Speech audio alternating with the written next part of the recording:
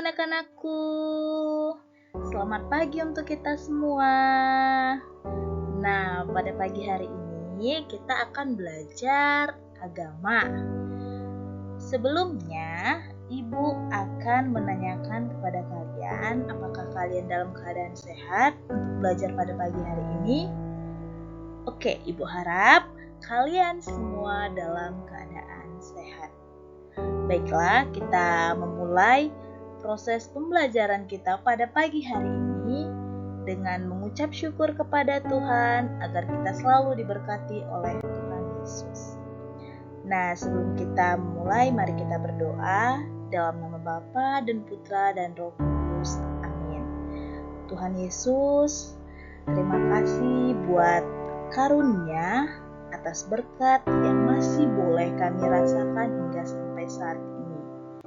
Bapa, pada pagi hari ini kami akan belajar agama Katolik, di mana berkati kami Tuhan agar kami dapat menerima pembelajaran yang diberikan oleh Ibu Guru kami pada hari ini. Terima kasih Tuhan Yesus, Engkau sangat baik kepada kami. Amin. Oke. Dalam nama Bapa dan Putra dan Roh Kudus. Amin. Baiklah anak-anak didik, Ibu harap kalian dalam keadaan sehat. Mari kita belajar mengikuti proses pembelajaran pada pagi hari ini. Nah, ada topik kita terlebih dahulu.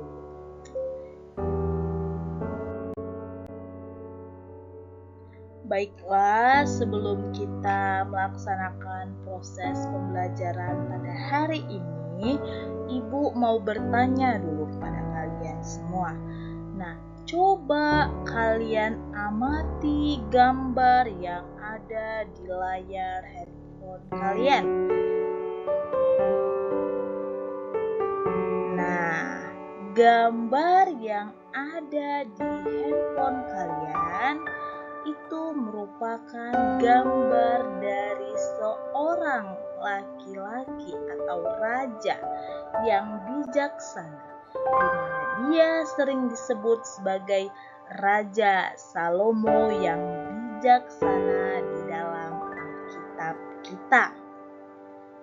Baiklah, Ibu mau bertanya terlebih dahulu kepada kalian. Apa yang dimaksud dengan bijaksana? Coba dulu kalian kasih pendapat gimana?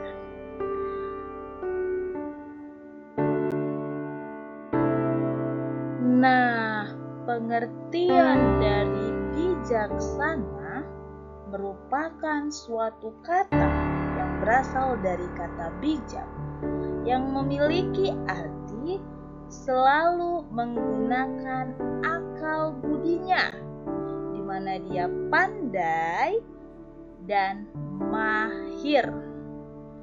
Oke, nah secara keseluruhan kebijakan merupakan kepandaian, kemahiran, dan kebijaksanaan seseorang, di mana kebijaksanaan merupakan kepandaian yang menggunakan akal budinya. Nah, yang dimaksud dari akal budinya, terangkuplah itu pengalaman dan pengetahuannya dalam kecakapan bertindak apabila menghadapi kesulitan. Sikap bijaksanalah yang merupakan sikap yang paling tepat dalam menyikapi setiap keadaan dari setiap peristiwa sehingga memancarkan suatu keadilan, di mana sikap bijaksana ini juga bertindak sesuai dengan pikiran, akal sehat, sehingga orang yang bijaksana akan selalu memiliki atau menghasilkan perilaku yang tepat, sesuai dan pas. Begitulah kira-kira bijaksana. Nah, kalau Ibu gambarkan, sikap bijaksana itu merupakan suatu kepandaian yang dimiliki setiap orang. Tidak semua orang berpikir bijaksana, hanya orang-orang yang tertentu yang memiliki kebijaksanaan. Karena apa? Karena dia menggunakan akal budinya. Disitulah dia memakai yang namanya pengalamannya dan pengetahuannya.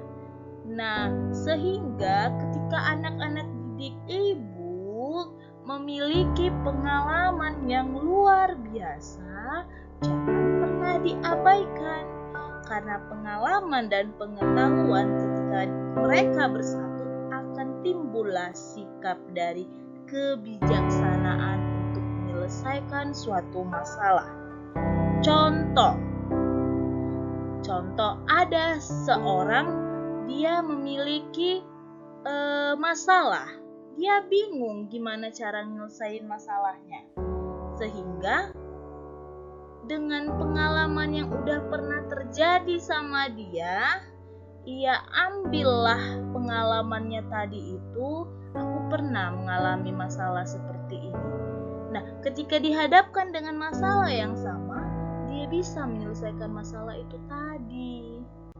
Begitu anak-anak ibu. Jadi ibu harap kalian jangan pernah untuk bosan mencari yang namanya pengalaman dalam hidup ini. Karena banyak keuntungan yang kita dapatkan ketika kita belajar dari pengalaman. Oke, nah kita lanjutkan untuk materi berikutnya. Nah, anak didik ibu yang ibu kasihi, masuklah kita ke topik tentang manfaat dari bijaksana. Ketika kita sudah tahu apa itu pengertian dari kebijaksanaan, apa itu arti dari bijaksana, maka kita harus kita gali manfaat apa yang ada di dalam bijaksana itu. Manfaat apa yang ada dalam kata bijaksana itu sehingga kita harus memiliki sikap seperti itu.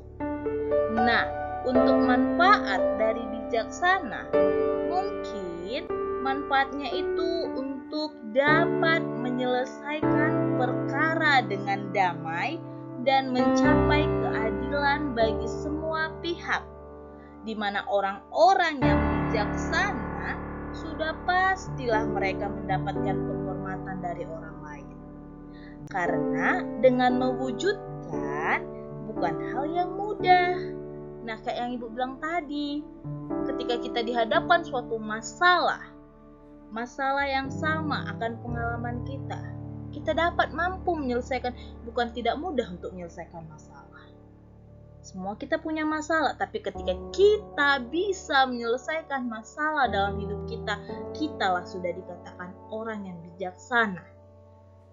Orang yang mampu berpikir jernih ketika ada masalah yang besar yang bisa kita hadapkan, yang bisa kita hadapi dengan damai. Itulah untuk kata bijaksana tadi.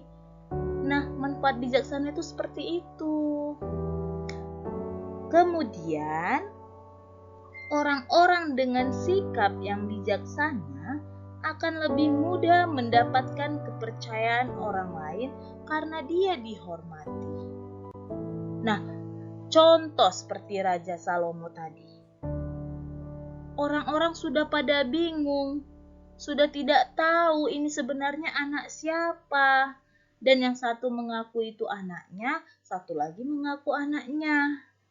Nah, datanglah si Raja Salomo ini tadi. Dengan bijaksanalah dia bilanglah argumennya bahwasannya anak ini dibunuh. Adalah yang satu dia setuju, yang satu lagi dia tidak setuju. Nah, Raja Salomo langsung dapat mengambil kesimpulan di mana orang tua yang sebenarnya tidak mungkin dia memberikan anaknya untuk dibunuh. Begitu.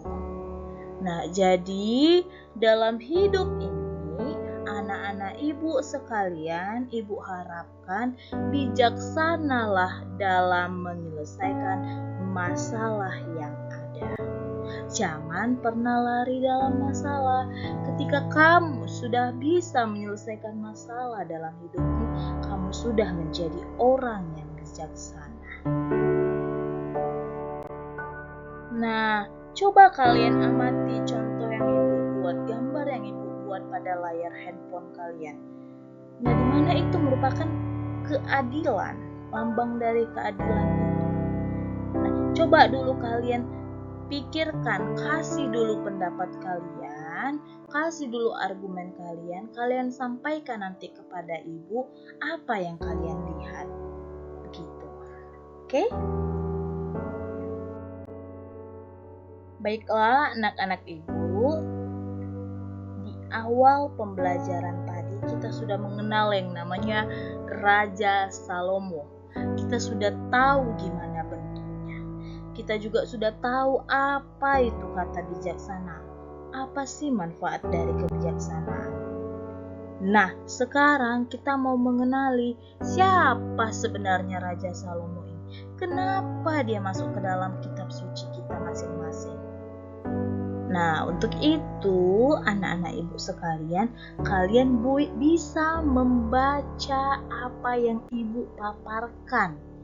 Kalian bisa melihat siapa sebenarnya Raja Salomo itu.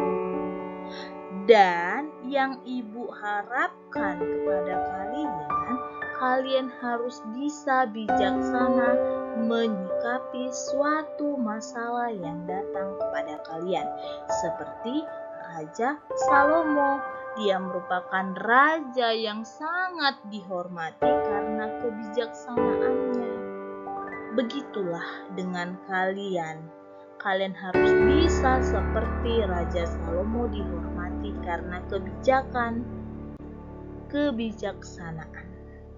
Oke, sampai di sini proses pembelajaran kita. Untuk anak-anak ibu ada sedikit cuplikan video yang akan kalian tonton, kalian amati apa yang ada di dalam video tersebut. Nah, setelah kalian tonton, setelah kalian amati, kalian tulis di selembar kertas apa yang kalian tonton dari cuplikan video yang ibu berikan tadi. Oke? Ibu harapkan kalian mengerti apa yang ibu ajarkan pada pagi hari ini. Akhir kata, ibu ucapkan terima kasih untuk proses pembelajaran hari ini. Pada suatu hari yang cerah, terdapat seorang raja yang bernama Raja Salomo. Ia sedang menulis berbagai nasihat. Lalu, tiba-tiba ia teringat akan masa lalunya. Salomo merupakan anak dari Raja Daud dan Ratu Batseba. Salomo pun anak yang taat dan rajin, sehingga orang tuanya sangat bangga terhadapnya, dan Salomo pun akan dijadikan sebagai raja oleh ayahnya Daud. Tetapi kakak-kakak Salomo sangat iri. Namun mereka tidak berani melawan kecuali dua orang bernama Adonia dan Absalom. Adonia, ia ingin sekali membunuh ayahnya, Raja Daud, demi mendapatkan tahta. Namun rencana itu gagal dan ia berusaha menyelamatkan diri. Namun usaha itu gagal pula. Sedangkan Absalom, ia sangat ingin menjadi raja dan ia menyatakan dirinya sebagai raja berikutnya. Lalu Batseba terkejut. Lalu ia datang ke Raja Daud. Rajaku, saya mendengar bahwa Absalom menghabiskan dirinya sebagai raja berikutnya. Bukankah sesuai janjimu, Raja Salomo yang akan jadi raja? Ratuku, aku tetap menepati janjiku. Aku akan meminta Nabi Nathan agar anakku Salomo menjadi raja segera. Setelah Salomo menjadi raja, ia berdoa. Dan tiba-tiba ada cahaya putih menerangi dan muncul suatu suara. Salomo, aku akan memberimu satu permintaan. Apa pun aku kabulkan. Tuhan, aku hanya meminta kebijaksanaan. Di pagi hari, terdapat perdebatan dua wanita yang merebutkan seorang bayi. Tuanku Raja, kami ingin kebijaksanaan Anda untuk mengetahui ibu anak ini sebenarnya. Tentu aku ibu dari bayi ini. Saya punya ide. Prajurit, ambil bayi itu dan belah bayi itu menjadi dua. Tuanku. Benar-benar ide yang sangat bagus. Kita mendapatkan masing-masing setengah. Tuanku, jangan kau belah bayi ini. Lebih baik bayi ini berikanlah kepada dia dan biarlah bayi itu hidup. Berarti bayi ini karena ibu yang sesungguhnya tidak ingin anaknya. Wahai engkau wanita yang pertama, karena tindakan engkau akan dihukum. Raja Salomo juga membangun bait Allah yang sangat megah. Tetapi Raja Salomo jatuh dalam dosa. Demi memperkuat negaranya, Raja Salomo mengadakan perjanjian dengan bangsa lain dengan cara menikahi putri mereka. Masing-masing mereka memiliki dewa yang berbeda, sehingga Raja Salomo pun ikut menyembah dewa bangsa lain. Karena dosanya, bangsa Israel dipenuhi peperangan dan bencana kelaparan di mana-mana. Mendengar perkataan Nabi Nathan, Raja Salomo pun menjadi sadar akan dosa-dosanya dan ia sangat menyesal. Setelah mengingat masa lalunya, Raja Salomo menuliskan rasa penyesalannya. Setelah itu, Raja Salomo merebahkan diri dan menutup matanya untuk selama-lamanya. Selesai.